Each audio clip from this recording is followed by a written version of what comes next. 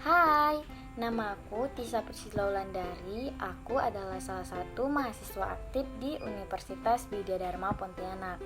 Nah, jadi di dalam video ini aku ditugaskan untuk membahas beberapa materi pembelajaran yang telah kami pelajari di mata kuliah perilaku konsumen. Nah, apa aja sih perilaku konsumen yang harus kita pahami? Nah, simak video berikut ini untuk kalian dapat pemahaman lebih lanjut. Nah, dalam bab 8 atau bab 4 ini ada yang namanya subbudaya dan kaitannya terhadap perilaku konsumen. Nah, apa sih pengertian subbudaya? Nah, budaya adalah segala nilai, pemikir, simbol yang mempengaruhi perilaku, sikap, kepercayaan, dan kebiasaan seseorang dan masyarakat.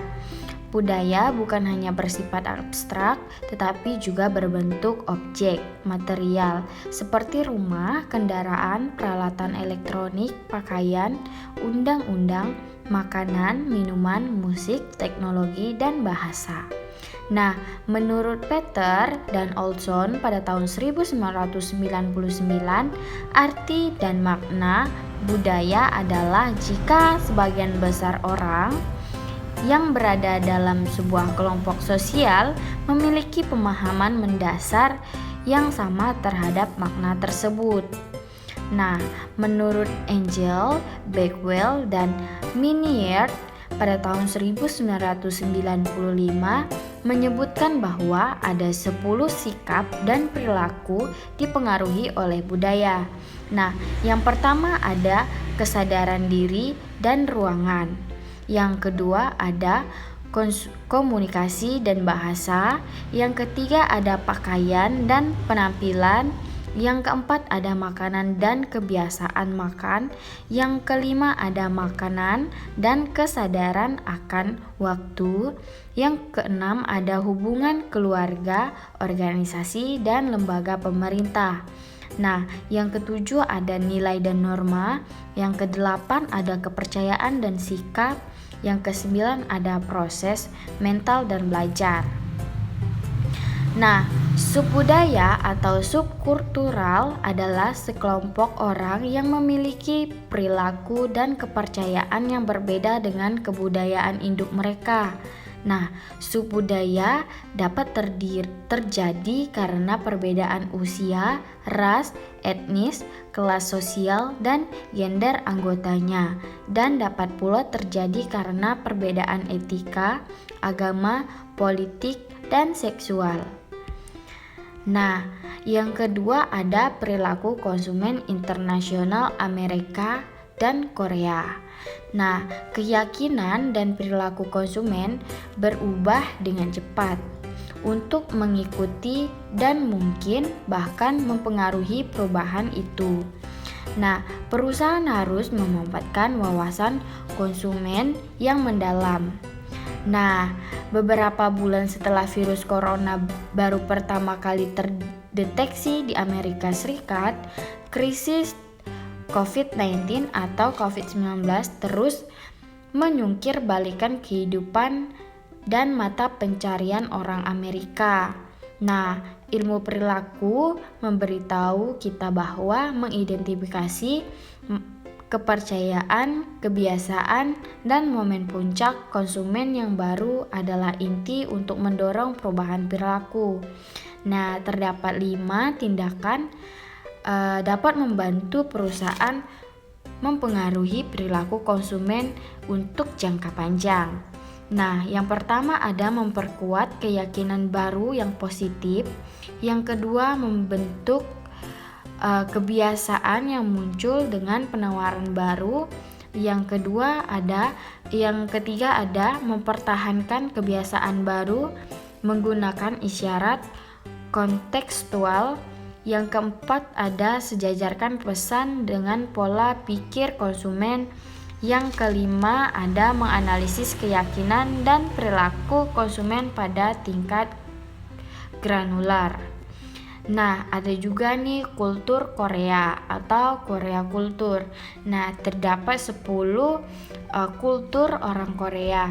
Nah, yang pertama ada nasionalisme, yang kedua ada go green, yang ketiga ada speak less, yang keempat ada emosi, yang kelima ada kecanduan smartphone, yang keenam ada memiliki tetangga serumpun, yang ketujuh ada make up dan teknologi, yang kedelapan ada pursuit, yang kesembilan ada etika, dan yang terakhir ada cinta produk sendiri. Nah, yang ketiga ada subbudaya dan kaitannya dengan agama, ras, usia, dan jenis kelamin. Nah, subbudaya atau subkultural adalah sekelompok orang yang memiliki perilaku dan kepercayaan yang berbeda-beda dengan kebudayaan induk mereka.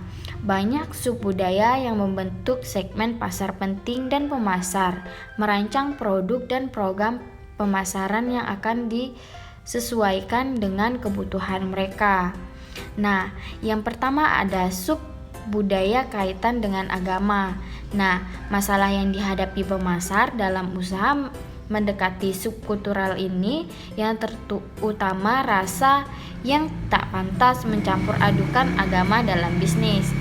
Biasanya, perilaku konsumen dipengaruhi secara langsung oleh agama dalam hal membentuk produk yang secara simbolis dan ritual yang dihubungkan dengan perayaan hari-hari raya agama seperti Idul Fitri dan Natal. Nah, yang kedua ada subbudaya kaitannya dengan ras. Nah, perbedaan etnis atau ras bahwa keyakinan, nilai-nilai dan kebiasaan etnis atau ras yang satu dengan yang lainnya berbeda. Contohnya warna kulit, tinggi badan, dan wajah. Meskipun sama tetapi adanya perbedaan. Nah, yang ketiga ada subbudaya kaitannya dengan usia. Nah, di sini kelompok usia juga dapat dianalisis sebagai sebuah subbudaya karena sering memiliki nilai dan perilaku yang berbeda. Namun pemasar harus berhati-hati dalam mensegmen konsumen jika berdasarkan pada usia mereka yang sebenarnya. Karena pada konsumen dewasa merasa mereka masih muda. Sebaliknya pula, konsumen remaja yang menganggap dirinya sudah dewasa. Yang keempat ada subbudaya kaitan dengan jenis kelamin. Isu tentang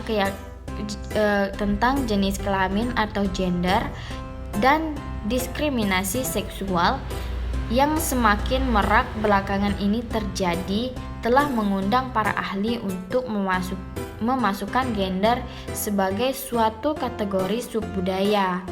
Nah, selama ini orang mengenal dan menerapkan ciri-ciri dan peran tertentu bagi pria dan wanita. Nah, pemasangan iklan sampai sekarang pun masih menonjolkan peran yang berhubungan antar jenis kelamin dan selera konsumen sering kali dipengaruhi oleh faktor-faktor yang berhubungan dengan jenis kelamin. Nah, yang keempat ada subbudaya dan kaitannya dengan geografi dan wilayah. Nah, apa sih itu geografi? Nah, geografi adalah ilmu tentang permukaan bumi, hasil yang diperoleh dari bumi. Segmentasi geografis membagi konsumen menjadi beberapa segmen berdasarkan tempat tinggal mereka. Nah, ada yang namanya variabel geografi. Variabel tersebut antara lain wilayah, ukuran daerah, ukuran kota, dan kepadatan serta iklim. Nah, mengapa segmentasi geografis penting? Yang pertama, ada segmentasi geografis menunjukkan lokasi tinggal, mempengaruhi kebutuhan dan selera konsumen. Yang kedua, ada jangka wilayah geografis juga mempengaruhi konsumen sumber daya. Nah, apa sih kaitan subbudaya dengan wilayah? Nah, subbudaya adalah kelompok orang yang memiliki perilaku dan kepercayaan yang berbeda dengan kebudayaan induk mereka. Sedangkan wilayah adalah sebuah daerah yang dikuasai atau menjadi teritorial dari sebuah kedaulatan. Nah, itu adalah pembahasan sub budaya yang berkaitan dengan beberapa hal. Nah, thank you yang udah baca, yang udah mendengarkan presentasi dari aku. Aku ucapin terima kasih. Semoga ilmu ini dapat bermanfaat bagi kita.